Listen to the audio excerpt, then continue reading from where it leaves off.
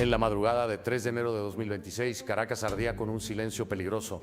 Las calles estaban extrañamente vacías, apenas pobladas por sombras que se movían con cautela, como si el país entero contuviera la respiración. No era el sonido de los cohetes o los claxones lo que dominaba la escena, sino el eco de un país que había perdido su corazón. Ese día, Nicolás Maduro, el hombre que había gobernado Venezuela durante más de una década, fue capturado por fuerzas estadounidenses y trasladado a Nueva York bajo cargos que estremecerían a cualquier líder en el planeta. Entre el desconcierto, una figura emergió con una mezcla de horror y esperanza: Delcy Rodríguez, la eterna sombra de Maduro, la mujer que ahora tenía en sus manos el destino de una nación agrietada por la crisis.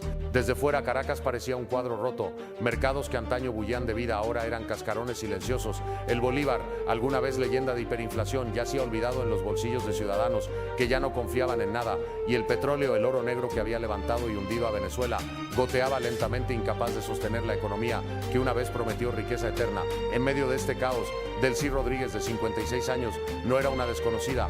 Llevaba décadas navegando la política venezolana, desde sus años de ministra hasta convertirse en la vicepresidenta, con múltiples portafolios clave, incluida la economía y el petróleo. Su carrera no fue una línea recta, sino un laberinto de poder y lealtades. Nacida en Caracas, abogada de formación con estudios en París y Londres, hija de un dirigente guerrillero muerto bajo tortura, Delcy aprendió temprano que el poder no solo se toma, se hereda en historias de sangre, miedo y resistencia. Su llegada al corazón del chavismo fue lenta pero implacable. Desde ministra de Comunicación e Información hasta canciller y luego presidenta de la Asamblea Constituyente, diseñada para neutralizar la oposición, siempre estuvo en el ojo del huracán político, pero nada la preparó para este momento.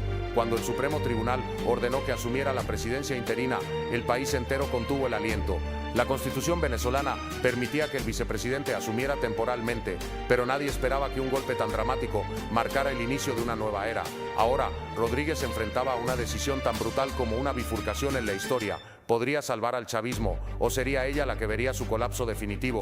La primera imagen pública de Delcy como presidenta interina fue una escena sacada de una película: cámara en mano, luces parpadeando, una mujer firme frente a un micrófono, una mezcla de determinación y cansancio. Sobre sus hombros descansaba no solo la política, sino la narrativa de una revolución que había prometido justicia social, igualdad y prosperidad, y que en cambio había entregado miseria, éxodo masivo y una economía destrozada. El reto más grande, más allá de la legitimidad internacional o los ataques políticos, era recuperar la fe de la gente.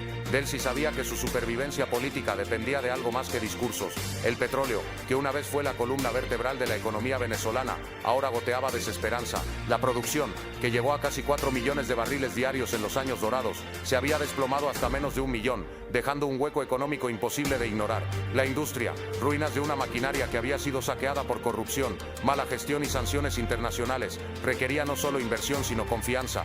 Y entonces llegó el choque más inesperado: un acercamiento con Estados Unidos. Donde antes había amenazas y acusaciones cruzadas, ahora Delcy, contra todo pronóstico, abrió una ventana diplomática. En un giro que muchos calificaron de traición o de realismo brutal, extendió una invitación a Washington para colaborar en una agenda de desarrollo compartido bajo el marco del derecho internacional. Decía buscar paz y cooperación, un lenguaje tan diferente al de años de confrontación que pocos sabían cómo interpretarlo. No todos celebraron. Desde Washington algunos enviaron advertencias crudas, reclamando que si Delcy no se alineaba con los intereses de las grandes potencias, enfrentaría consecuencias más duras que las de Maduro. Otros analistas sospechaban que esta jugada no era un acto de altruismo, sino una maniobra desesperada para mantener algún tipo de poder en un país al borde del colapso. Dentro de Venezuela, el conflicto se sentía en cada esquina: en los mercados donde los precios se movían como fantasmas, en las plazas donde los jóvenes hablaban de emigrar como única esperanza, en los barrios donde la luz eléctrica apenas parpadeaba. La gente estaba dividida. Algunos veían en Delcy una sobreviviente nata, una mujer capaz de apaciguar a los militares y negociar con extranjeros para salvar lo que quedaba. Otros la veían como un símbolo de continuidad de un sistema que ya había fracasado.